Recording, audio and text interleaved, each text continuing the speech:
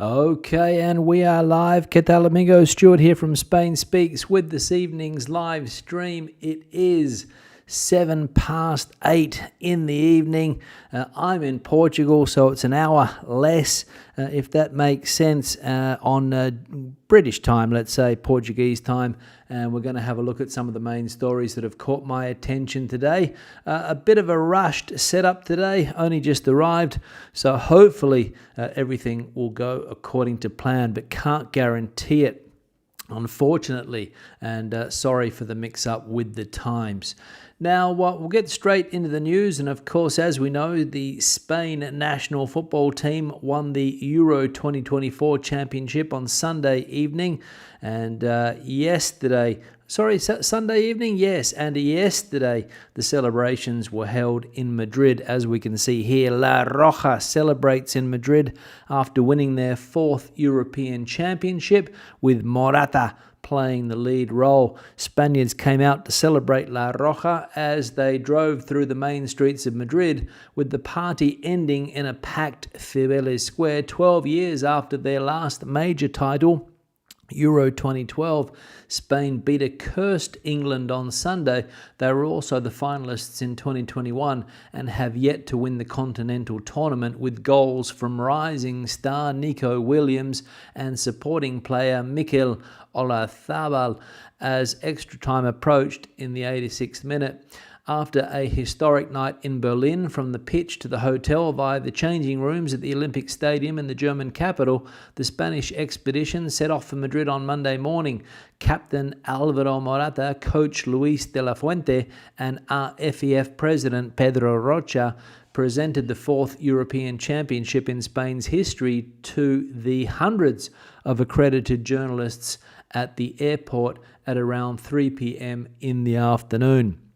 So there we go, La Roja celebrating yesterday. Hundreds of thousands of people turning out in Madrid to celebrate. There were concerts, of course, and they drove through the streets, and people, as I said, out in force to celebrate the victory of their football team, La Rioja. However, during the celebrations, the national team managed to put some people offside, especially with some of the chants that were going on throughout the night, especially when it comes to Gibraltar.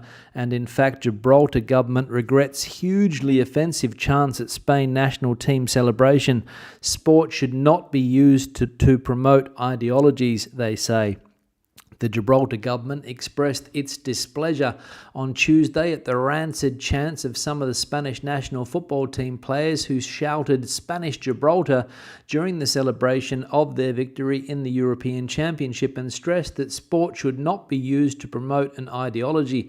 The government, led by Fabián Picardo, has admitted that it is disappointed to note that several players of the Spanish men's national football team celebrated their victory in the European Championship by chanting rancid comments about Gibraltar after the captain, Alvaro Morata, encouraged the tens of thousands of people attending the celebration in the centre of Madrid to chant Gibraltar, or Gibraltar Español, Spanish Gibraltar. So there we go.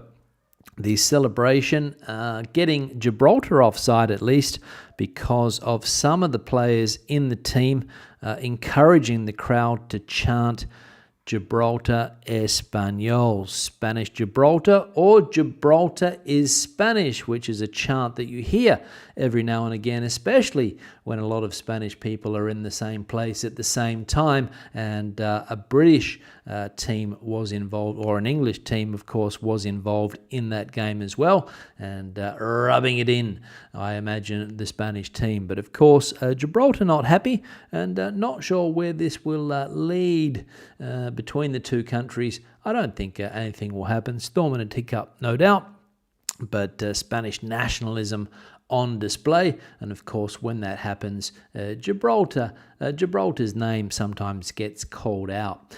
Now, next piece of news, and as we can see here, a multi-offender who caused great social alarm in Sitges has been expelled from Spain. A foreign citizen who had a long criminal record and was causing great social alarm in Sitges and the surrounding area has been expelled from Spain after the national police, in collaboration with the Sitges local police and the Mossos de Escuadra, arrested him. The man had a long record, that should be 2 words, a long record for crimes against public health, robbery with violence, forgery of money and injuries, among others. He was under an obligation to appear in court periodically, which he had not complied with, as well as the precautionary measure of withdrawal of his original passport, the National Police explained in a statement on Monday. Now, not sure where this individual was from, but of course he has been expelled from Spain, causing great social alarm. Not sure exactly what that means, but obviously terrorizing people in that city or in that town in Catalonia. Crimes against public health, robbery with violence, forgery of money and injuries, among others. So about time, that is all I can say, that this person was expelled from the country or kicked out of Spain by the powers that be for basically running amok in that place and not respecting the rules and regulations of Spain or Sitges, as we saw the town involved there. And the final piece of news today, this one here, not mobile phones or olive oil. This is the product that is most stolen in Spain. In Spain, robberies are the order of the day in the street, in supermarkets, or in any establishment such as banks. Crime has soared in our country, and criminals can carry out thefts with or without violence and escape on some occasions, although on others, fortunately, they are caught by the police or civil guard.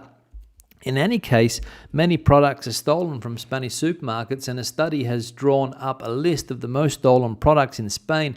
According to the study by STC, a company specializing in point-of-sale protection, spirits, distilled beverages are the most stolen products in Spain, followed by olive oil, which has experienced exponential growth in recent months. So there we go. Alcohol still the number one product stolen in supermarkets in Spain, but olive oil creeping up given the price that it currently sits at, around 10 euros a litre for home brand olive oil, as we know. But alcohol, of course, always a popular choice for thieves to steal from supermarkets. And whenever you go into a supermarket here in Spain, you will notice that most bottles of alcohol will have some type of security tag on it.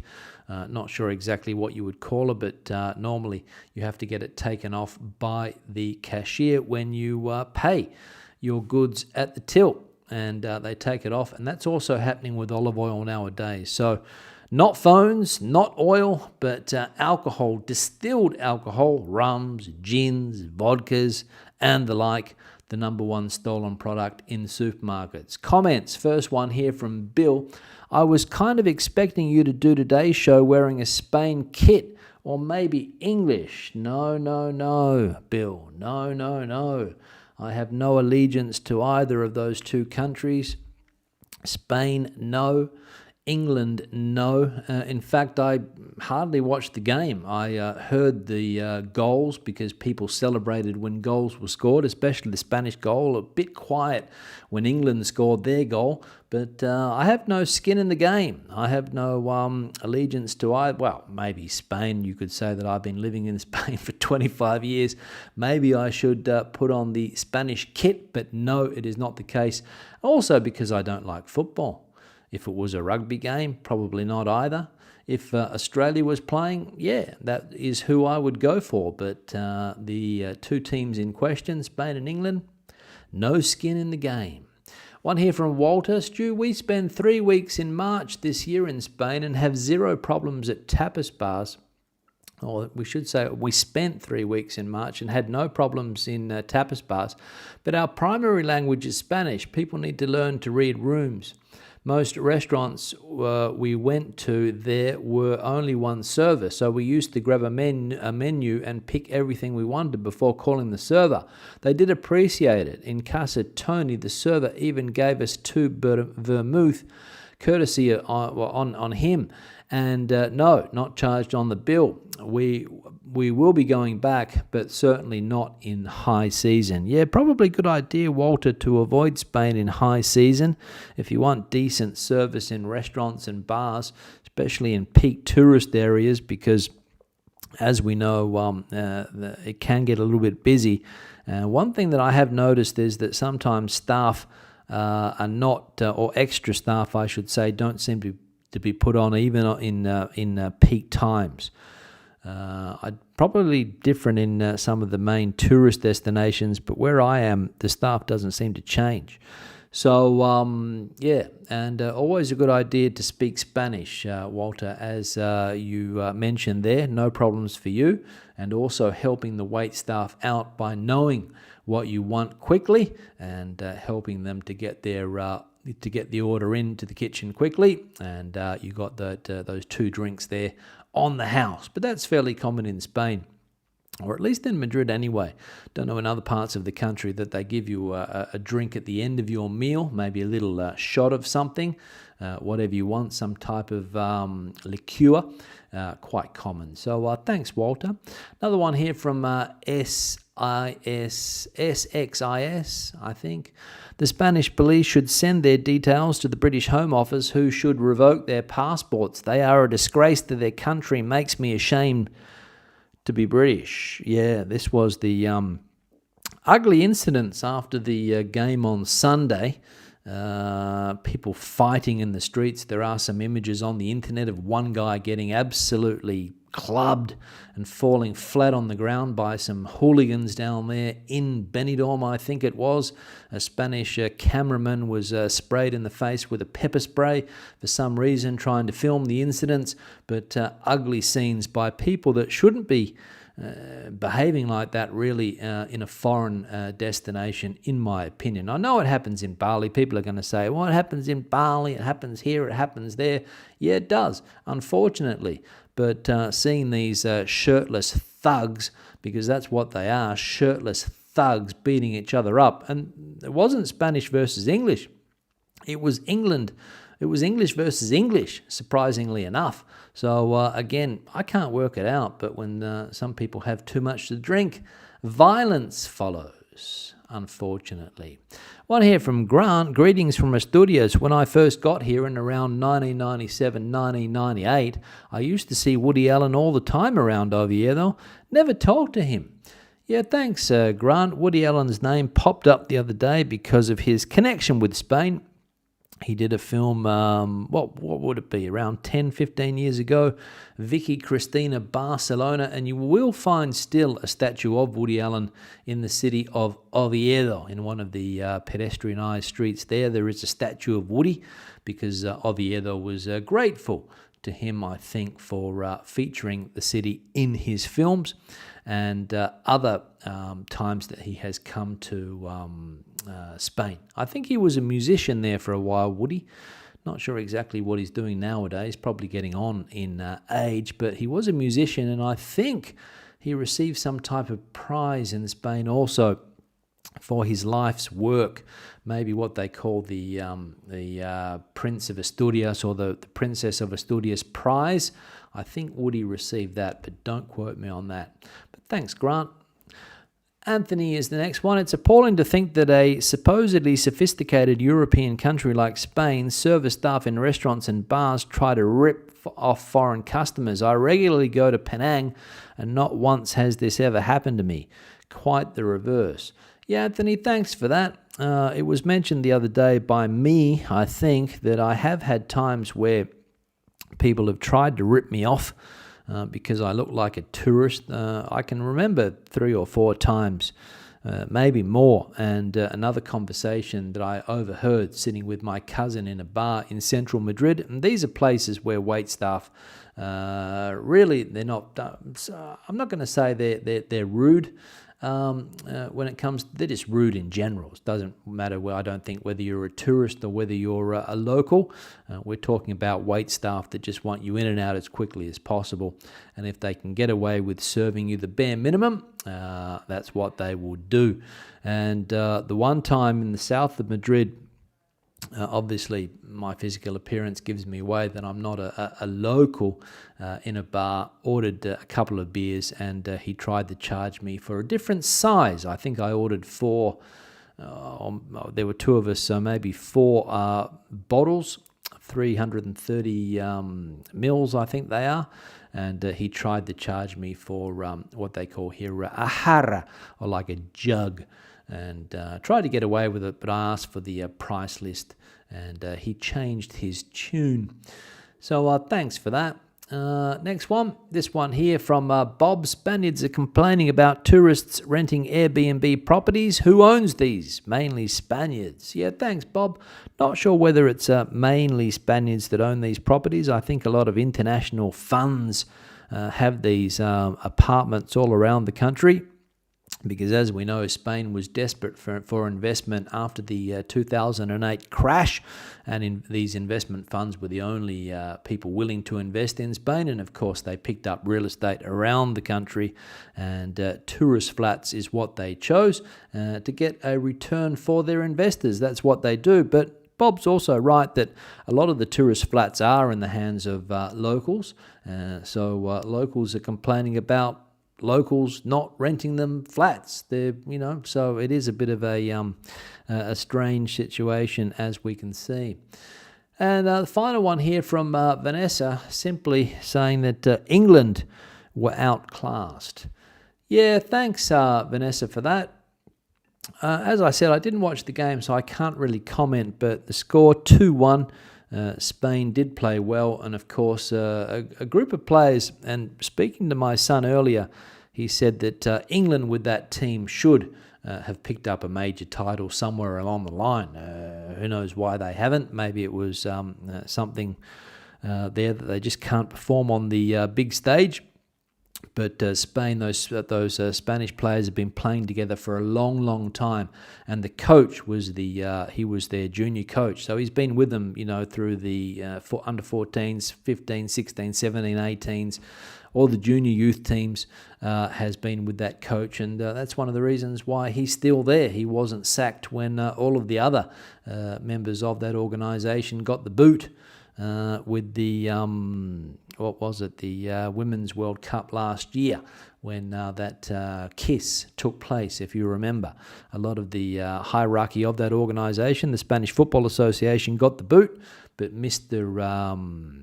De La Fuente, I think is that his name, survived because of the contact and the connections that he has with the players in that team, and performing on a big stage. It's how you win tournaments. Now, I'm going to put the like icon on the screen. Just let me organise this here. Here we go. If you haven't hit it yet, please do so. Just below the video, you'll find it. We're currently at 42. Also, people that have supported the channel in recent times, whether it's through the super thanks option, buying me a coffee. Jonathan bought me some coffees the other day. Thanks, Jonathan, for that. Somebody bought me a coffee earlier today. I don't think I have that name handy. Let me see if I can find it. No, I can't, unfortunately.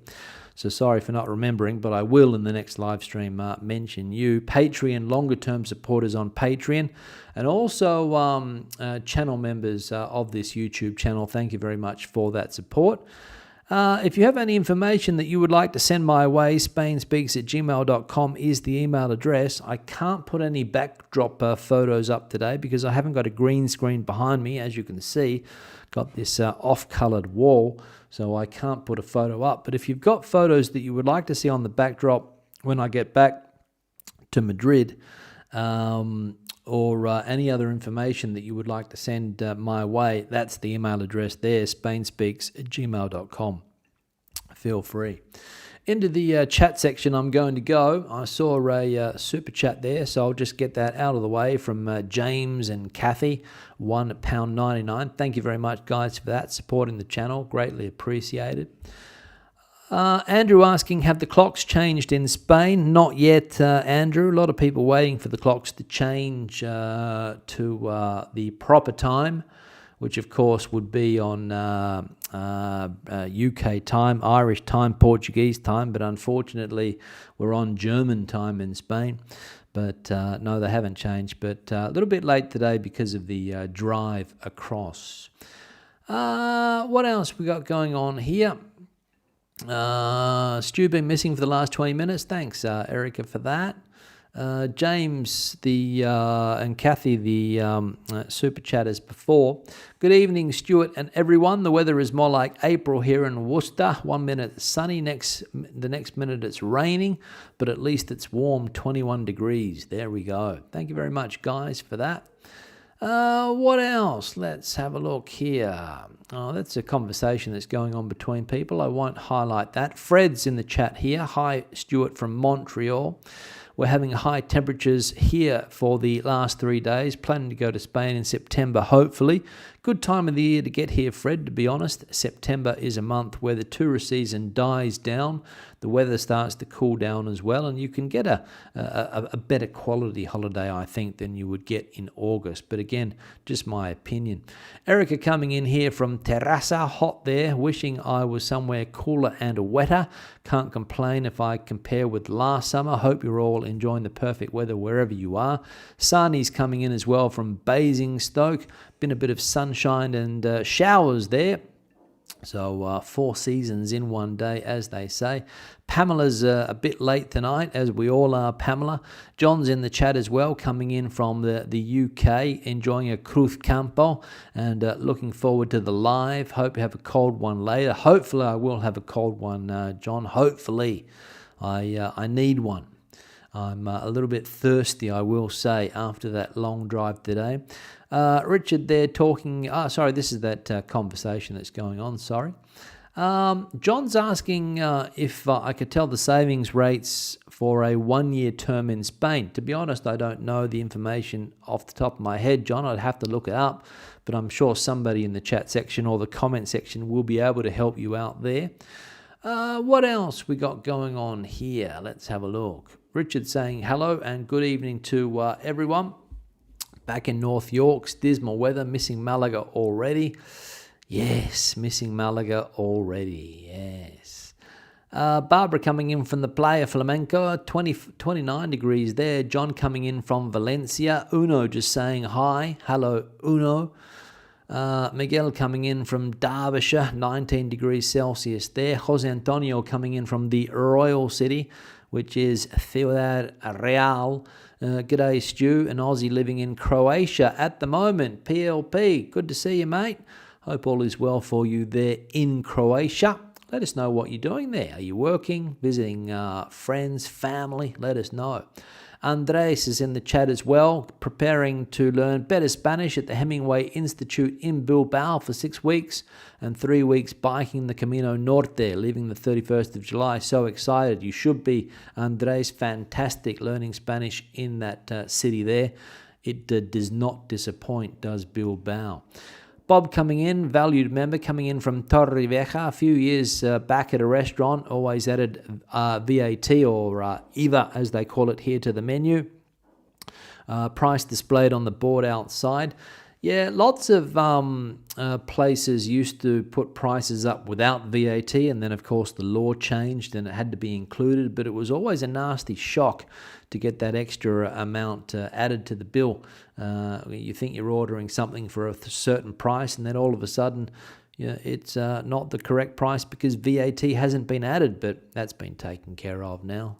So it's illegal to not post prices with VAT, I believe. Todd coming in from East Texas. Different gear coming on. Not sure if it was mentioned, but there were also Spanish fighting Spanish in the police after the final in Madrid.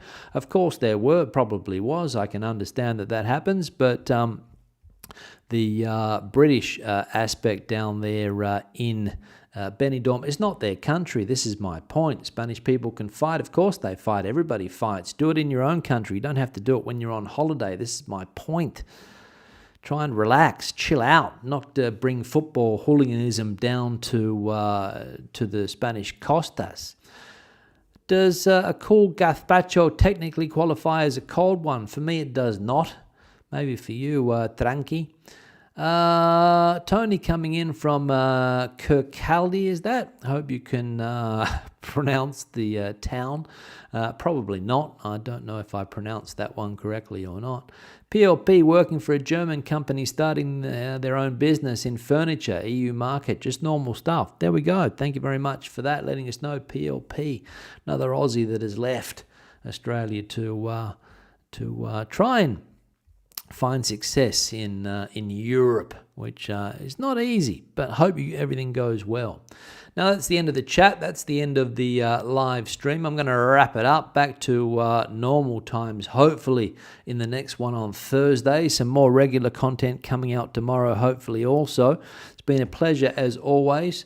Thanks for watching. Thanks for participating in the live chat. I'll see you guys later. Hasta luego. Hasta entonces. Adios. Bye-bye.